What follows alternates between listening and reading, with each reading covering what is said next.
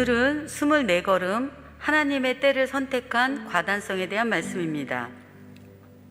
예루살렘에서 복음을 전하시던 예수님은 유대인들의 살해 위협 속에 요단강 저편 세례 요한의 세례 주던 곳으로 물러가셨습니다.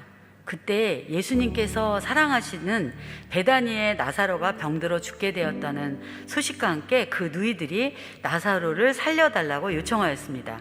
이 요청을 들으셨음에도 불구하고 예수님께서는 계시던 곳에서 이틀이나 더 머무셨습니다. 그동안 나사로는 죽어 장사가 되었고 나사로의 죽음을 아신 예수님이 비로소 제자들과 함께 나사로의 집이 있는 베다니로 가셨을 때는 죽은 지 사흘이 지난 다음이었습니다.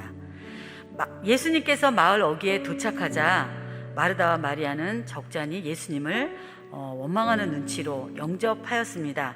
예수님은 나사로를 친구라고 부를 만큼 아끼고 사랑하셨음에도 나사로가 죽음에 이르도록 놓아두셨습니다. 그러나 그 이후로 나사로를 죽음에서 살리심으로 부활이요 생명이신 예수님 자신을 증거하셨고 하나님께 영광을 돌리셨습니다. 세상의 눈으로 바라볼 때는 사흘이나 늦은 것처럼 보일 수 있었을지라도 예수님께서는 하나님의 뜻과 하나님의 방법에 근거하여 옳은 일을 선택하시는 과단성을 보여주셨던 것입니다. 예수님의 과단성을, 우리의 목자이신 예수님의 과단성을 우리가 돌아볼 때 예수님은 첫 번째 하나님의 때를 기다리셨다는 것을 우리가 알 수가 있습니다. 나사로가 병들자 누이인 마르다와 마리아가 고쳐달라고 했음에도 불구하고 예수님께서는 이들의 고통을 외면하셨던 것이 아니라 하나님의 때를 기다리셨던 것입니다. 요한복음 5장 30절에 내가 아무것도 스스로 할 수 없노라 듣는 대로 심판하노니 나는 나의 뜻대로 하려 하지 않고 나를 보내신 이의 뜻대로 하려 함으로 내 심판은 의로우니라고 예수님께서는 말씀하셨습니다. 또한 두 번째로 예수님께서는 하나님의 뜻을 끝까지 신뢰하셨습니다. 예수님은 나사로가 병들었다는 소식을 접하셨을 때 죽을 병이 아니라고 분명히 말씀하셨는데 나사로는 결국 죽었습니다. 예수님은 나사로의 죽음을 확인하셨고 하나님께 대한 불신이 아니라 다시 살리실 거를 또 바라보셨던 것입니다. 썩어 냄새 난다는 사람들의 이야기, 이런 절망적인 상황 속에서도 예수님은 하나님께 대한 신뢰를 포기하지 않으셨습니다. 도리어 내가 믿으면 하나님의 영광을 보리라 하지 않았느냐라고 말씀하셨습니다. 여기서 과단성이란 내가 섬기는 하나님의 뜻 앞에 굳게 서 있음을 확신하는 것입니다.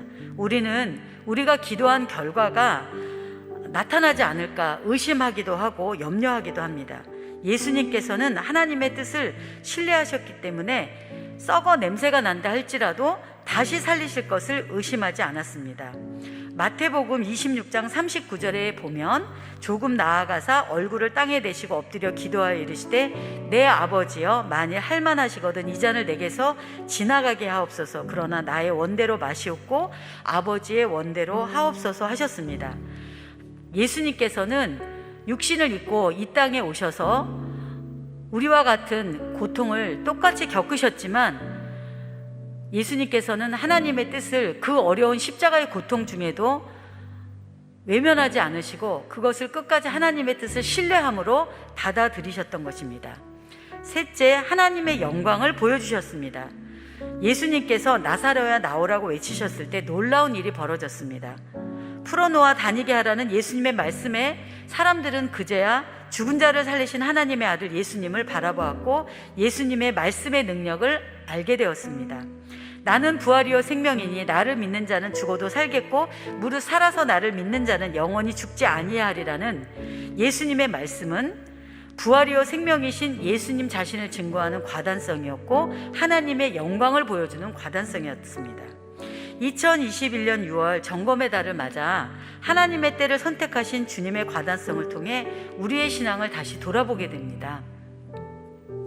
우리의 과단성을 실천하기에 앞서 우리의 때가 아닌 하나님의 때를 기다리며 그 뜻을 끝까지 신뢰하되 오직 그 목적이 하나님의 영광을 드러내고자 함을 잊어서는 안 되겠습니다.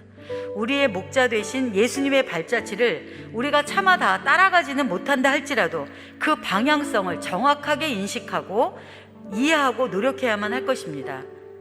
그렇지 않으면 길을 잃은 양떼와도 같이 열심히 신앙생활을 한다고 하면서도 자기의 의를 앞세우다 넘어지고 포기하고 상처받고 또 상처 주고 또 천하보다 귀하게 여기는 다른 이의 영혼을 실족해 하는 우를 범할 수도 있습니다.